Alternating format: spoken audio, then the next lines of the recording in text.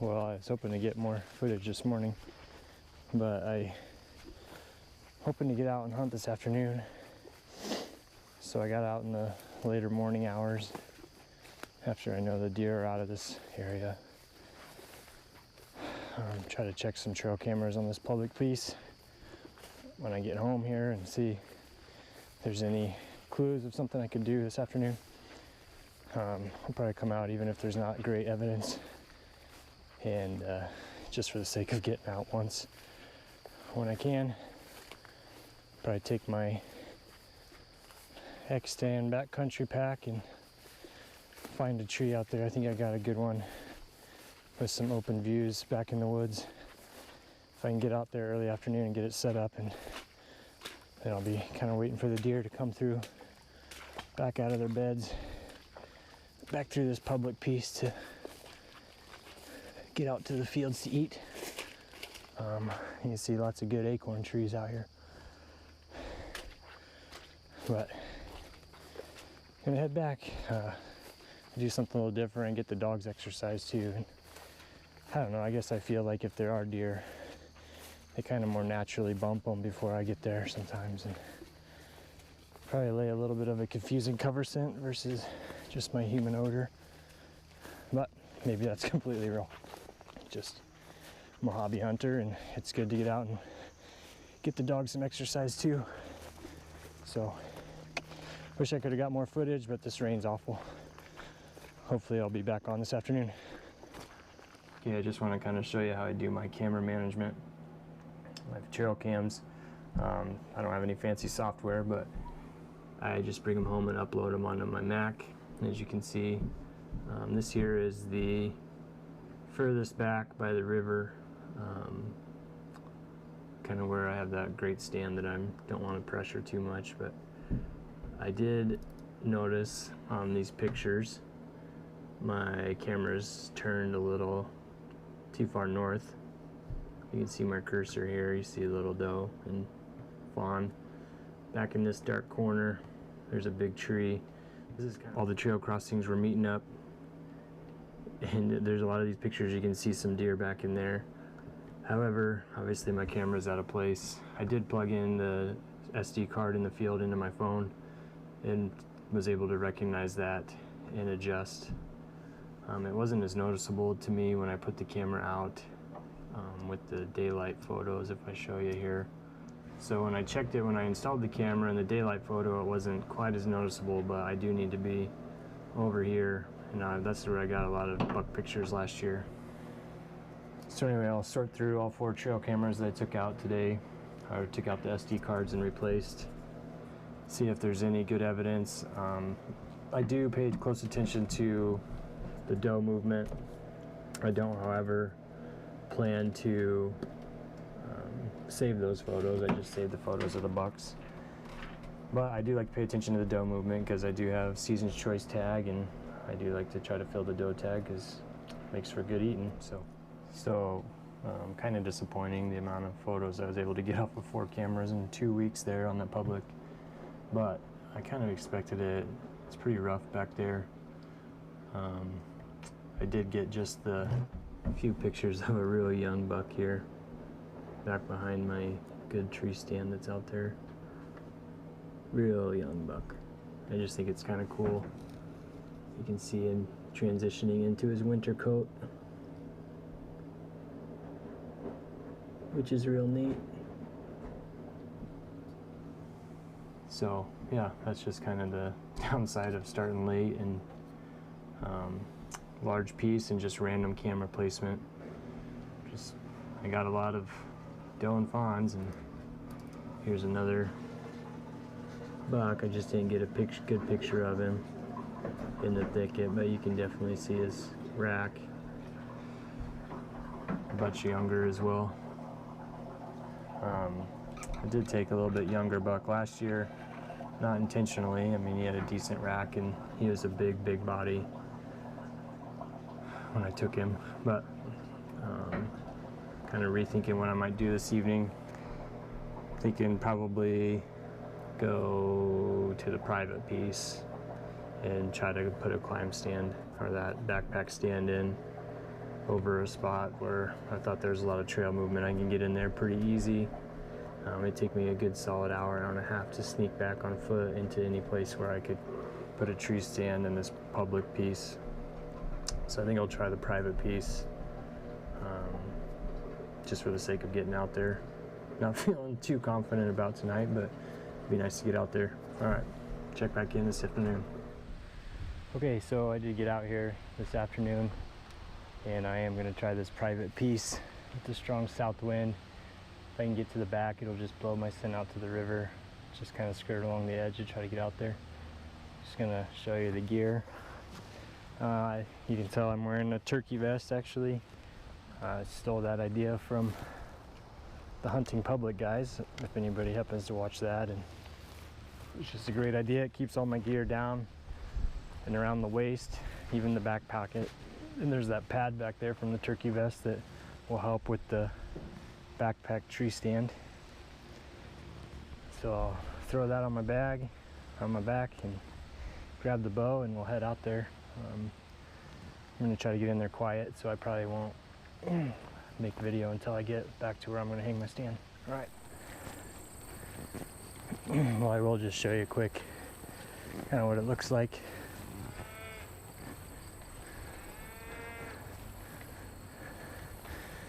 With this X-stand backpack and the turkey vest. Let's get out there and get set up. It just put the cattle out, so hopefully we can get to the back of the piece and the deer will be pushed back there. Well, I did have to move some cows, but what I'm trying to do is sneak along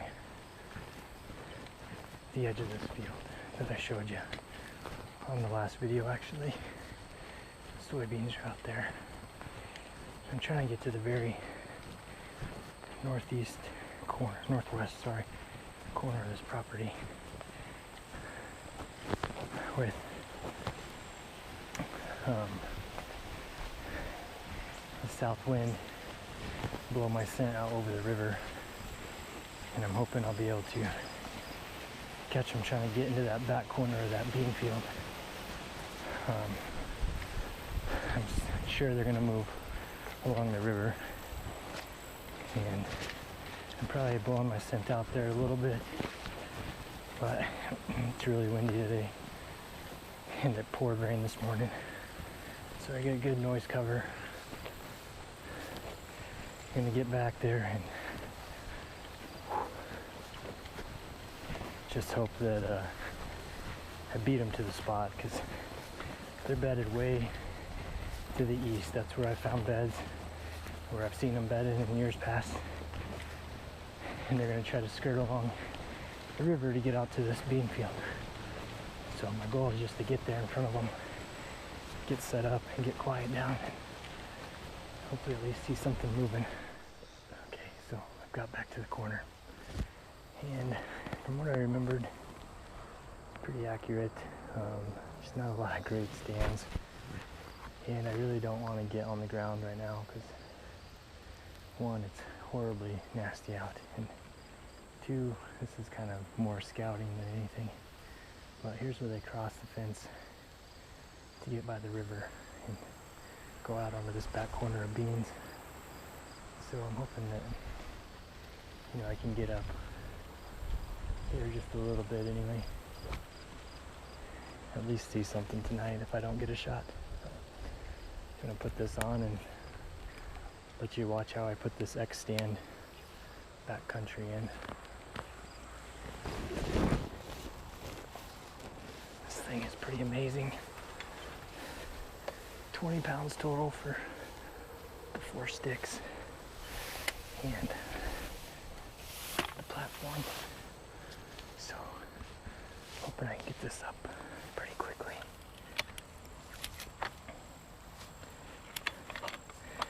Put it in fast forward here for you.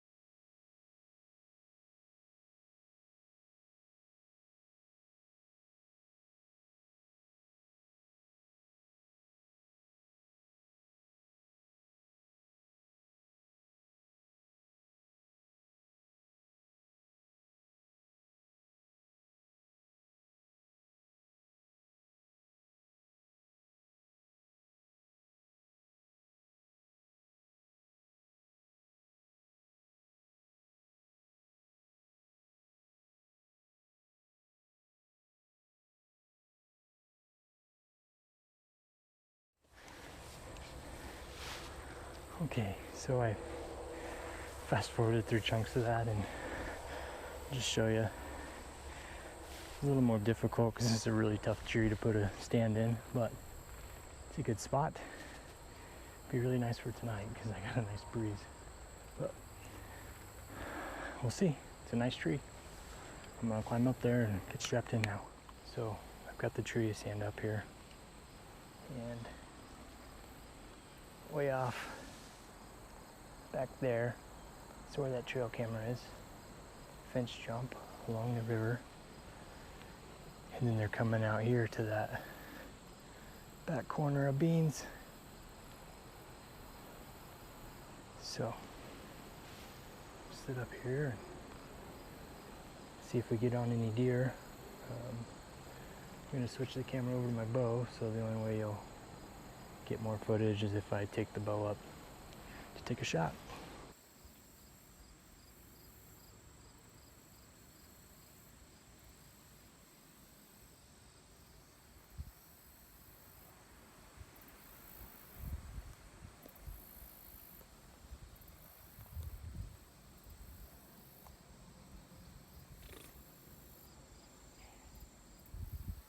See if you're able to see this or not. I got the new tree thrasher today. Wanted to try a little something different other than trying to rack them, rack and rattle, especially in September. So back here by the river, and I like this thing, so you can get a little bit of if you're scraping.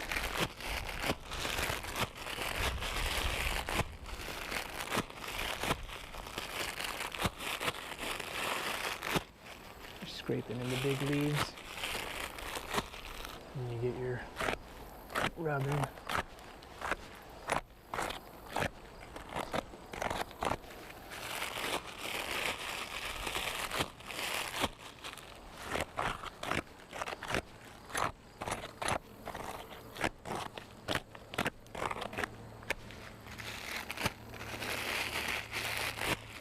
And you get this twig snapping in the back here.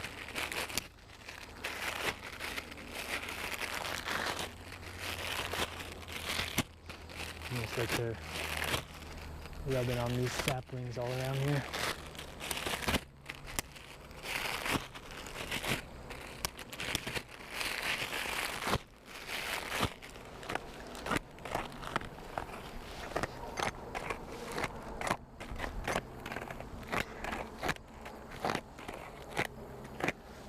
And I like how the designer showed you could, put it on your lap and really do it one-handed.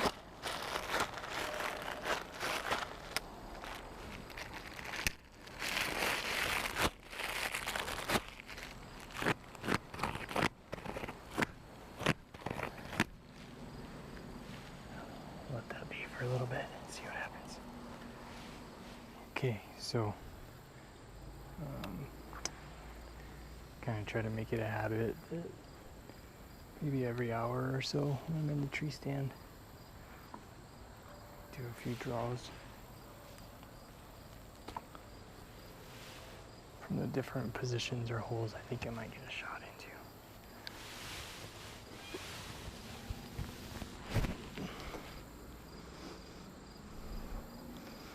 So here's a little over 20-yard shot to the crossing, 30 out to that big shrub. This is from a standing position along this bridge, sand bridge in front of me.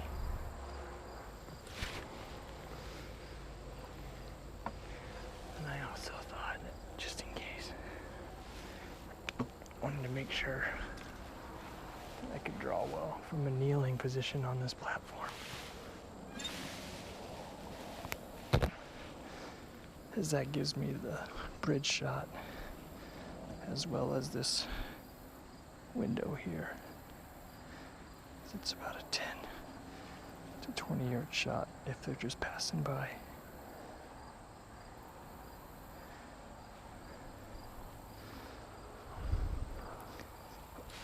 Anyway, I think it's important to do a few draws, make sure that one, you're not having your harness bind up or get in your way. Also that, you know, sometimes the bow is turned up for target shooting and you might not be able to pull that weight quite that much in the tree stand, which I often find I have to turn down a little bit. Turn this around. So anyway, yeah, I've been here for 2-3 hours now and just waiting for sundown. Should be getting to move an hour here shortly. So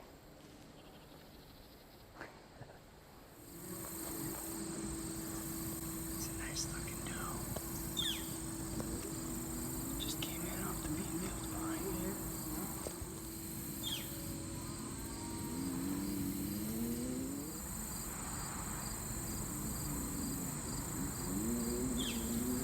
I'd probably shoot her if she comes over here. Just because she looks a little lame.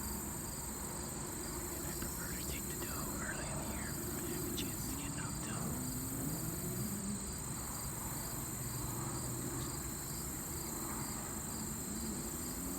Let's see where she goes. It does look like there's 2 deer over there. So I was just using the tree thrasher and scraping the tree. When she popped out, she started coming toward the sound. But try to film her if she gets closer. Well, unfortunately, that doe cut a diagonal right behind me by about, she's like 50 yards away the whole time, but I think she's passed back by. Strangely, it was coming off the field. It looked like and going back toward where I thought they bedded. I don't know, but guess we'll see if we get any other action here. I'll kind of try to show you where she passed by. So she came out back here about 50 yards off the field, tucked into the trees back here, and actually came out over here and cut right behind my trail camera. It's in that white tree. There you can almost see that trail camera. She walked right behind there, heading back to the east, which is just the thick trees back toward their beds. So she was limping hard. I don't know if she got hurt and is going back to where they were bedded, or what's going on. Guess we'll find out. Okay, got some more good deer movement here. See how here. See if I can get my finger in the camera. Right there, up the tip of my finger. Kind of a younger fawn. Looks like that's where he crossed the fence. Now we'll see if they move down here toward this sand bridge. Otherwise they gotta cross the saloon. Okay, so I'm kind of getting surrounded by deer here, which is nice to see animals, but I'll probably get busted, I guess. You can see that fawn right in the middle of the screen there. That fawn's making its way this way. Right behind me.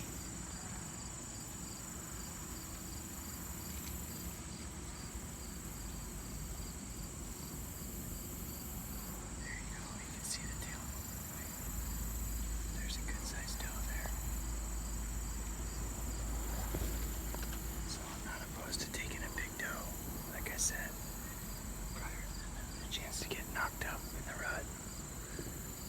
I'm not going to take a small fawn or a young buck, so we'll just see if anything comes in close enough. That's 50 yards back to that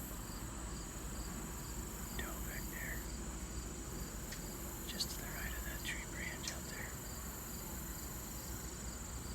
And that's a good 60 yards to that pond. Just stoked to be be seeing animals, at least, you know, that they're out there. That's cutting right across where I walked in, so obviously I didn't leave too much scent down. Wearing my rubber muck boots and soaking up in scent off sprays. But let's just see what happens here.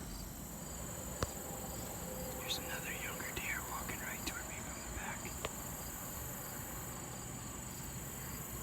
Straight upwind of me. This will be the third deer. One deer. There's a babe. There's a buck. There's a young buck. Oh, they're all on that same trail back there. He's wider than his ears. I'd probably take him with my bow. He's at 60 yards back there. See if he'll come over. These younger deer's right here. I can get that buck to move. I'd probably take it. Sorry, I'm filming all this with my phone. With the camera on my bow.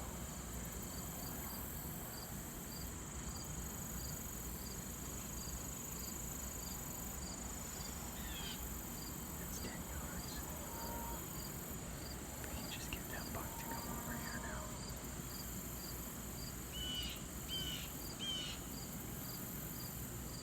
It's a decent doe, but pretty young, pretty thin. I know. There's that buck right behind me. It's like 30 yards. He's pretty young. For September 14th, he's pretty young. Little fork.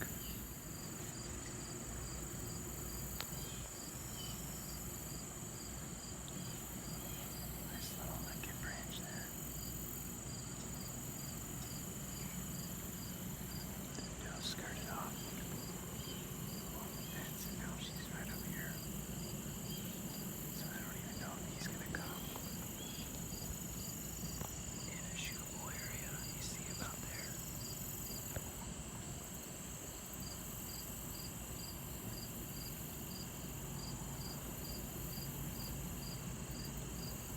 I really wish he'd come over here, just for the sake of footage, but hopefully his big dad's coming or something. I better keep an eye out. I try not to be too picky. Oh gosh, it's September 14th. This is private property. It looks like maybe 2.5 at the oldest I've had. Well, I don't know what just happened to that younger buck, but we're not too far from town. And somebody was honking a horn kind of strangely. So I sat back into the tree where I know he couldn't see me at least. Show a quick video of here of the beauty of Nebraska.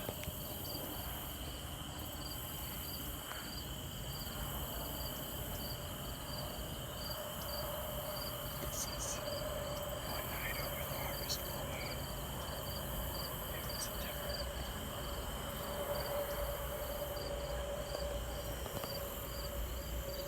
Still waiting to see, hopefully, some more deer come out here, but I don't know if it spooked them for good. We'll see. Well, that's going to be a wrap for today. 8:05 is end of shooting light, and hopefully this video is light enough. I'm going to get down and pack out of here. Kind of unfortunate. Like I said, it bumped that. I don't know that I did, but that strange horn seemed to have bumped that younger buck, and I'm fairly certain that if he would have stuck around and made his way through, there probably would have been a bigger buck behind him. I've seen lots of bigger buck tracks in this area, so I'm pretty sure if he would have stuck around and made his way through, a bigger buck would have came out eventually. At least that's what I was hoping for. That's what I'll tell myself for next time. Anyway, I don't know why I got so flighty with that horn, and no way he saw me because I sat back into the tree. He couldn't have scented me. He's upwind of me, but for whatever reason he bumped hard and disappeared, and I'm guessing everything kind of ran out because I didn't see a single deer in that last hour. hear anything, see anything. So I'll probably wrap it for this weekend, and hopefully I'll get out probably 2 weekends from now, or maybe or so. We'll see when the moons are right again. But that's it for today. I'm out of here.